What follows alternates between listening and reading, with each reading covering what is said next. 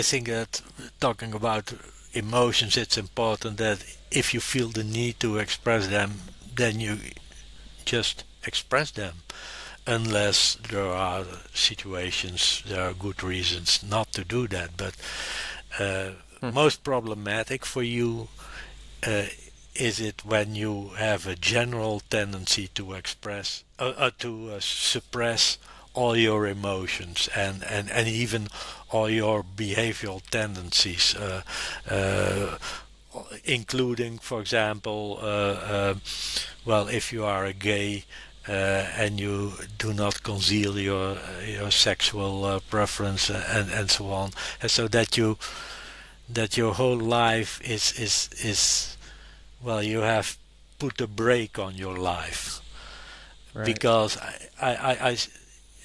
I told about that experiments where people were asked to suppress the expression of emotion, and then you see that has costs, that has physiological costs. Dus, Hmm. if you have a great tendency, a strong tendency to suppress all negative emotions, then it may have a, a toll on your well-being, even on your physical well-being.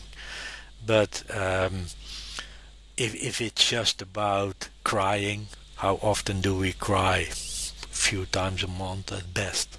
And if you cry, if you have experience the tendency to cry and you suppress your tears 10 times a year, that will not have any impact on your well-being. I think that's greatly exaggerated. You know, there is a Japanese video fragment where they state that crying is very important in three ways. First, they even recommend that we should cry each week, and if we don't have any reason to cry, that we then have to expose ourselves to a sad movie. So just uh, after your workout, your weekly workout, then you have a crying session because that's important. I don't think that that makes any sense. Right. And then the second is that, okay, if you are sad, then you should not suppress your tears. I even do not think that that's important, uh, unless it's part of a greater general tendency to suppress emotions, as I just explained. Right.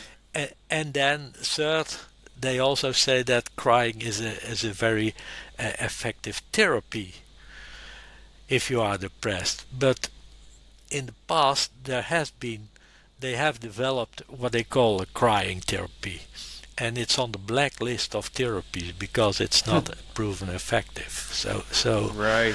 Um, That I, so it sounds like, because that's, man, that's great, because I think it sounds like the hardest part there is knowing when it's something that needs to be let out, that we need to accept, like we discussed at the beginning of this call, that until there's that acceptance, then it's hard to really learn from our emotions, and when we just don't need to, like it's just too much, and we can suppress for the right scenario. That seems like the hardest part for anyone. uh, actually, I think in a way it's rather simple. Why do infants cry? Because they are helpless and they need others. And that's the whole story about crying, also about adult crying. Right. And so it's very extremely important to trigger the to connect with other people and to trigger well, social support and the provision of social support and comfort of others. Right. Do you think there might be any benefit of connecting with ourself as if it's like another person, so we're not disconnected from Um, ourselves? yeah, yeah. I think that I also might be important. Uh, I think that you mean that, for example, okay, oh, I'm aware of this feeling. Right.